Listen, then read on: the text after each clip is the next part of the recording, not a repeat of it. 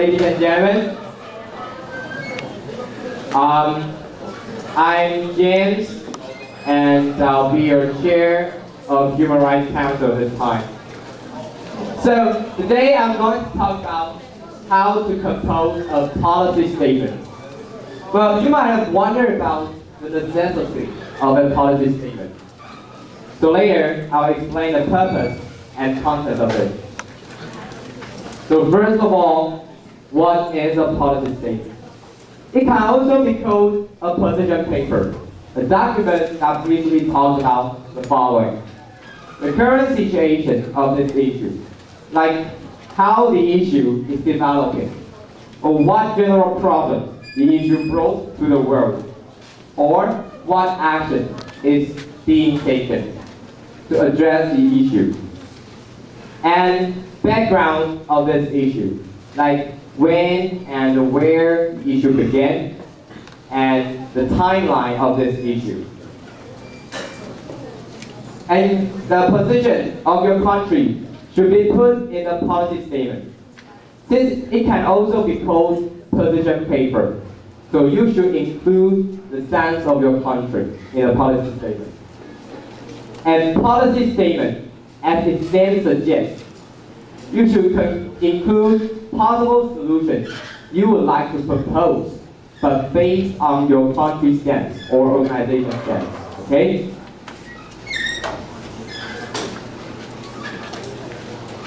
And here I list two main purposes of a policy statement: to facilitate pre-lobbying with the other delegates. A policy statement helps you to see the current stance each country has taken, because sometimes the stances are often affected by a lot of factors, such as religions, historical background on this issue, current governmental formation, and action that is previously taken.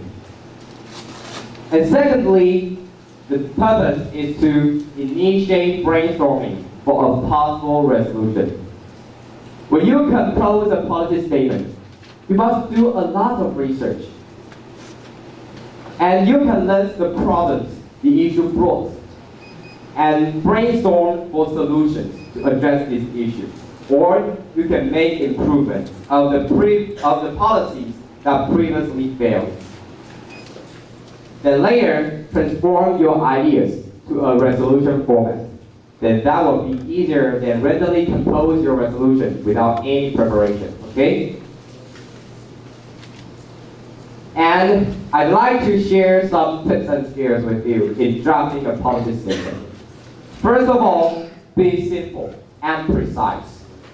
A policy statement is not a resolution, so we won't go into too much detail.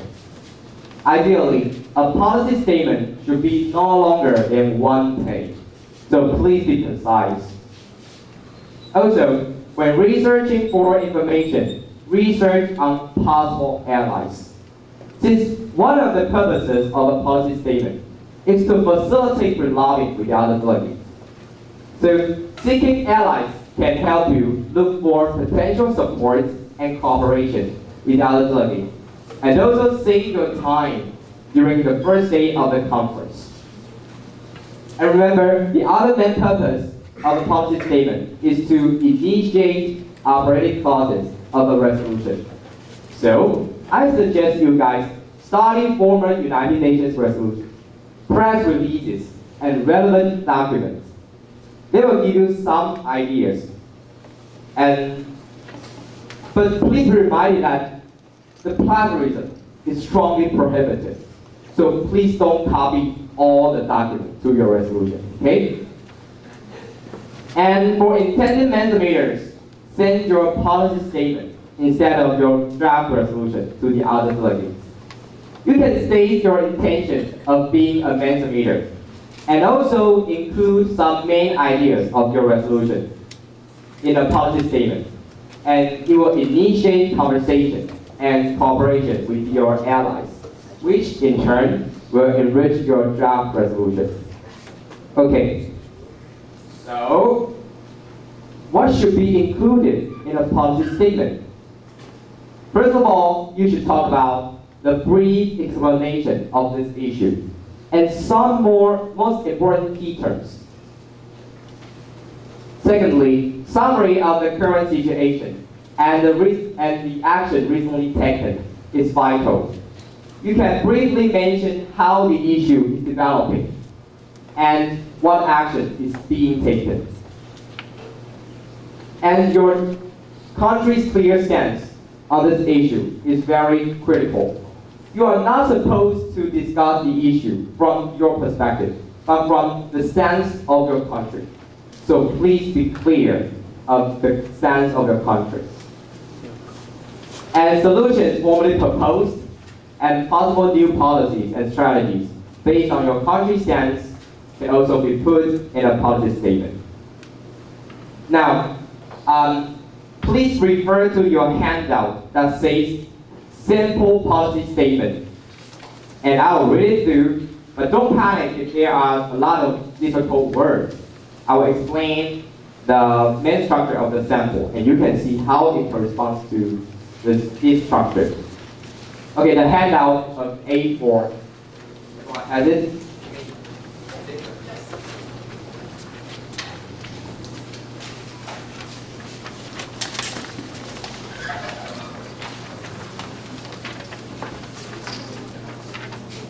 So first of all, in this handout, look at this handout. You should have the heading. The heading will have issue, or you can write question of, and then write your question. This one is the Palestinian question, the future of Jerusalem. And the second line should be council, or you can write committee, and then write your council name. This one is General Assembly. And then the third line, you should write your country name. Like this one is Colombia. And the first paragraph should include the explanation and background of this issue. So I'll read it through and later explain the main structure. I'll read it through. The status of Jerusalem is the most sensitive issue in the Israeli-Palestinian conflict due to the religious significance of the old city of Jerusalem to the world's three monotheistic religions, Judaism, Islam, and Christianity.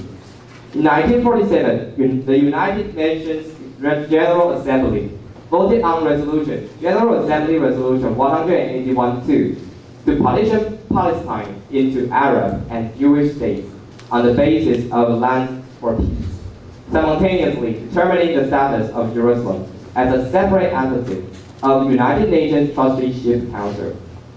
The partition plan was not implemented due to Arab rejection of the plan, followed by the Israeli War of Independence in 1949, and the annexation of Jerusalem and occupation of the territories designated to Palestine in 1967.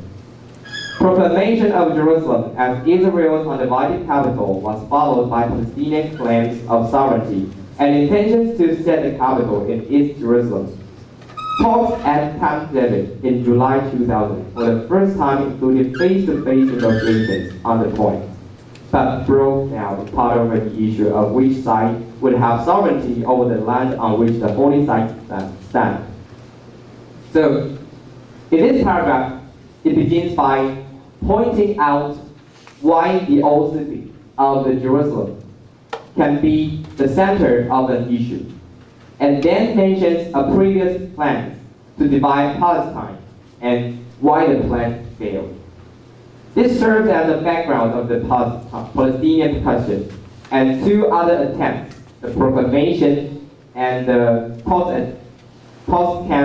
at Camp David, were brought up to explain why the question remains unresolved. So you can take a look at the screen. The one highlighted in blue is the explanation. In the first paragraph, okay? The first paragraph. And the one highlighted in the yellow is the background of this issue, okay? And I'll read through the second paragraph. Yeah.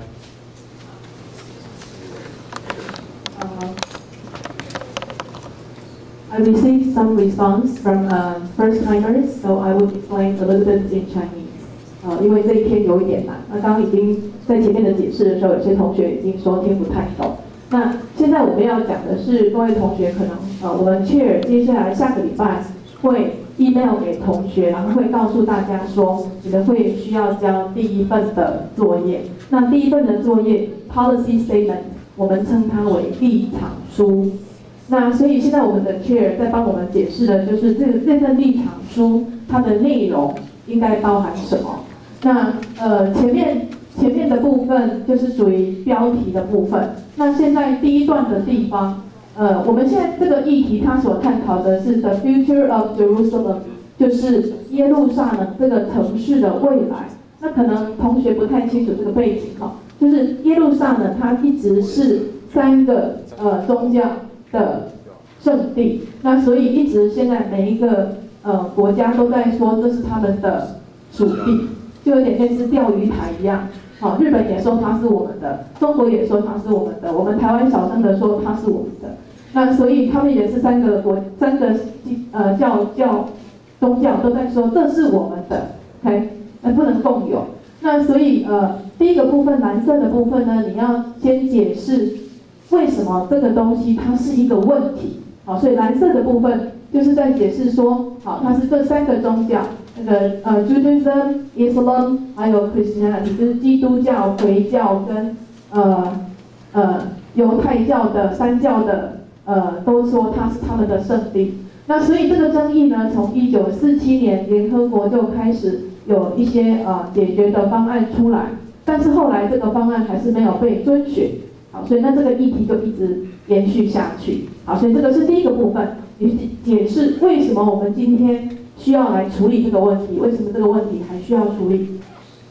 然后第二个部分呢，你就再把接下来的发展，就是 background 的部分，把接下来的发展很重要的一些里程碑，简要的再写在第2个部分。好，所以这个是属于我们在立场书，好，就是我们在写作业的时候，所以我们的主席想办法告诉大家说 ，OK， 因为这篇它的用字有一点困难，所以我也是有一点担心同学会有一点不太了解。好，那接下来第2段的地方呢，他就会把这个问题目前的现状 （current situation）， 或者是到目前为止比较新进，我们已经采取的一些行动，再做一些介绍。OK，I'll give the microphone back to the chair.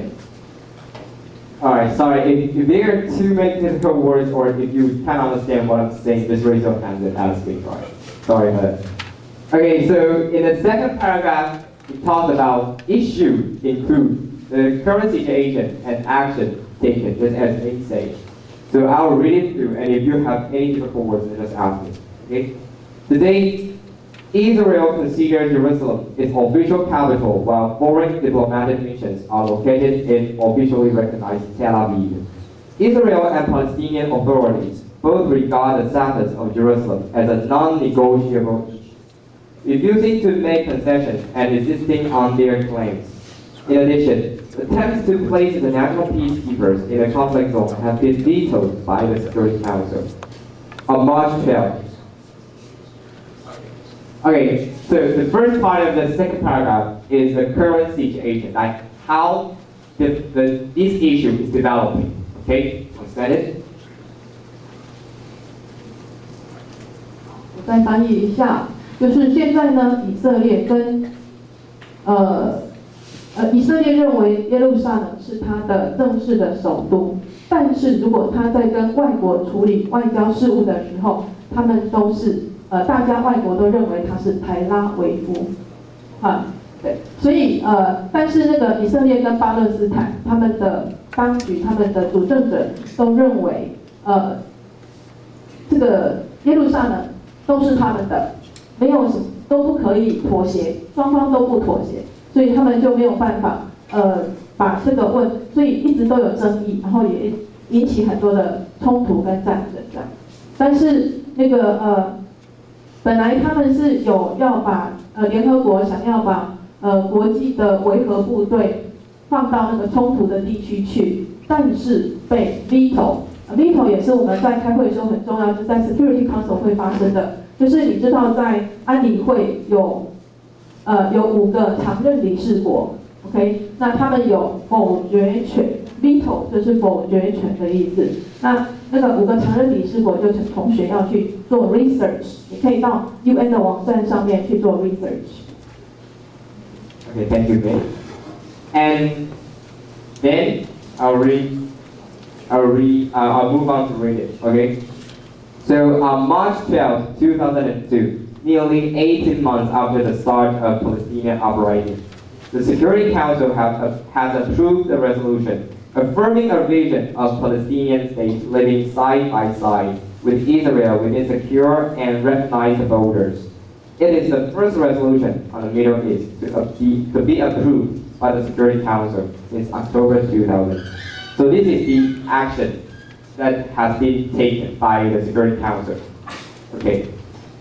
So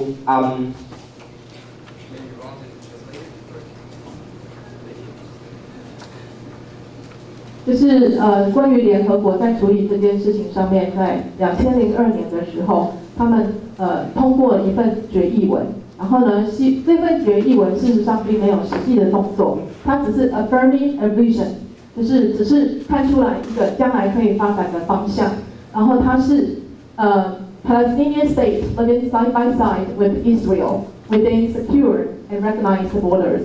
我们的安理会非常有野心的，希望巴勒斯坦它能够跟以色列和平相处。那这个只是一个前景，但是目前并没有任何的行动。所以可能我们现在的开会就要针对这份决议文，或者是说在国际间做一些讨论。那接下来呢，这个第3个段落就会从 Colombia， 因为这一份决议书，这份立场书是从Colombia 的代表的角度提出来的。那所以 Colombia 的代表就要从联合国的角度来提出他这个国家认为这个问题应该如何解决。好，所以接下来他就会很清楚的讲他国家针对这个议题的立场，然后他可能提出一些 possible solutions， 一些方向，不是很细则的东西。所以接下来第3段。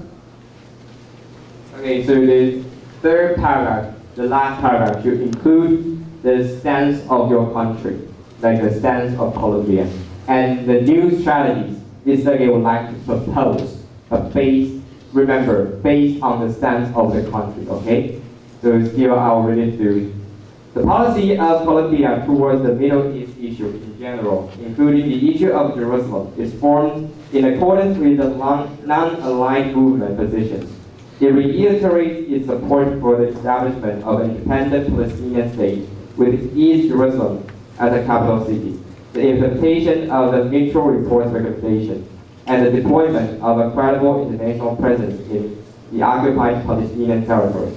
So in this part, the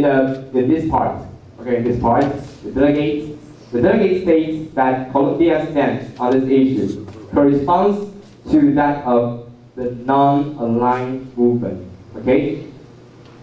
And it explains Colombia's support of the propositions highlighted in gray, all right?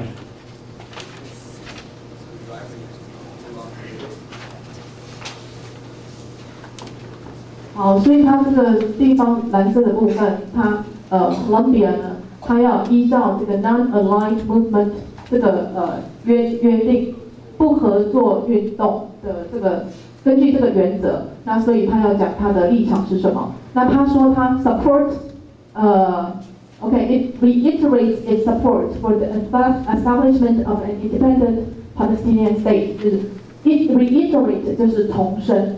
OK， 哥伦比亚重申他支持建立一个独立的巴勒斯坦国家，这是他的立场。OK， 好，然后呢，他说那巴勒斯坦是它的首都呢是耶路撒冷的东岸东部 ，OK， 东耶路撒冷。然后呢，他也要希望能够 the implementation of the Mitchell Report's recommendations。Mitchell Reports 就是有所谓的米切尔的报告里面他所建议的一些事项，那他哥伦比亚希望这些事项能够实施。好 ，implement 就是去实施，能够这么去做。好，最后第3点，所以他在他的立场里面，他提出了3点。第一点，建立独立的巴勒斯坦国，然后用东耶路撒冷为它的首都。第二点，要实施马歇尔的报告的 recommendations。第三点 ，deploy a credible international presence in the occupied Palestinian territory。好，刚不是说他支持巴勒斯坦独立建国，对不对？然后呢，他希望在巴勒斯坦所占领的领土里面呢，要派遣可信的国际的，他只是写 presence， 他没有说是军队或者是外交官或者是怎么样的协调，所以这个地方他故意搞模糊，希望在会议当中能够达成更具体的共识。And then I'll still read through the final part. It's like Colombia proposes to partition Jerusalem into two capitals with internationally recognized borders, according to the Armistice demarcation line of 1949, which existed before the 1967 war. Colombia believes that it is necessary to establish a joint administration of Christian, Muslim, and Jewish leaders over the holy sites, with prior United Nations transition over the old city of Jerusalem for a temporary transition period. So, okay, the one highlighted in yellow is like the strategies Colombia or this circuit would like to propose. Okay, so you understand this point. 就是这边他是，就是他这边他在讲的就是那个哥伦比亚他想要提出的方法，就是建立一个。把耶路撒冷分成两个首都啊，然后用那个 international recognized borders。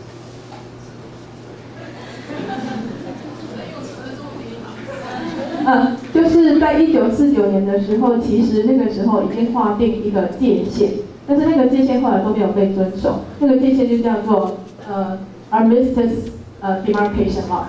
对，那哥伦比亚这个代表呢，他又提出来说，既然这么早就有划定，耶路撒冷有一个界限，那我们还是要回到当初的决议，那希望可以遵守这个界限。但是他的提案是把耶路撒冷一分为二，就有东耶路撒冷跟西耶路撒冷。对，然后但是他又提出来一个可能很具争议，而且不一定会被大家所同意的一个看法。他说要 establish a joint administration of Christian、Muslim and Jewish leaders， 希望他们这三个宗教的领袖呢，能够建立一个共同联合的行政处或者行政组织。那这个也是有 ，there is a lot of room for discussion or debate over this point。那这个就会让我们的会议很有趣。你创造越多的冲突呢，越有趣的。好。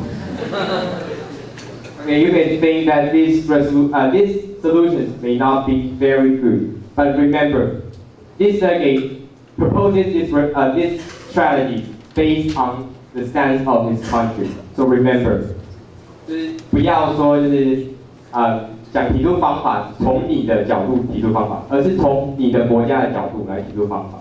Okay. So after I show you the sample, I hope you guys will get started with. It will help you get started with your policy statement.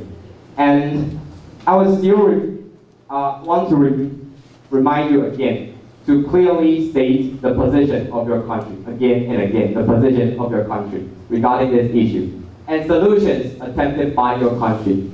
These will help you get started with your resolution. Okay? And I hope the things I say today will help you get started with your policy statement. Thank you.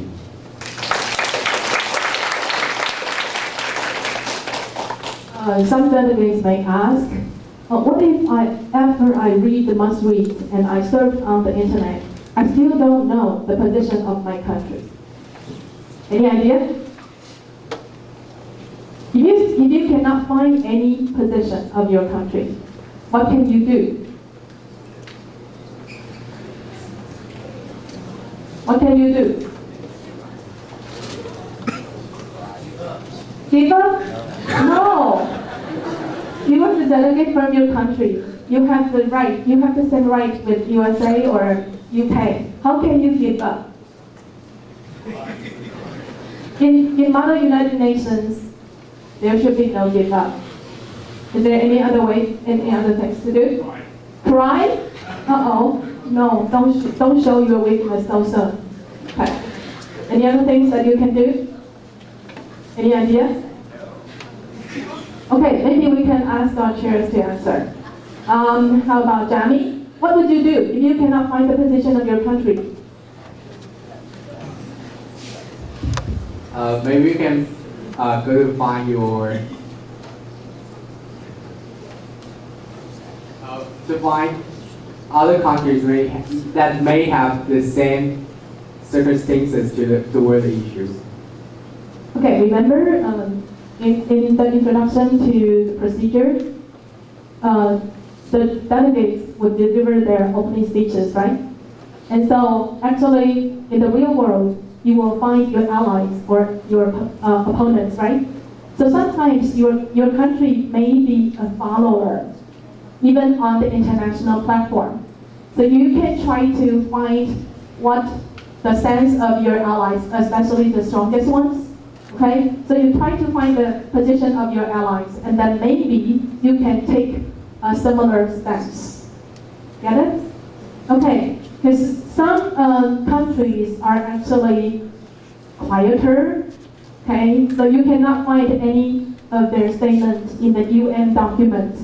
But still, you can try to think in the way your allies think. So you can take similar, and you can find your allies through the political or economic or the religious cooperations with some of the countries. If they have cooperations with you in terms of religion or politics or diplomatic or any other things, then these countries are your allies. Okay? So this is where you should use your judgment. Okay. Any other questions? Okay. So let's move on to the next speaker. Opening speech.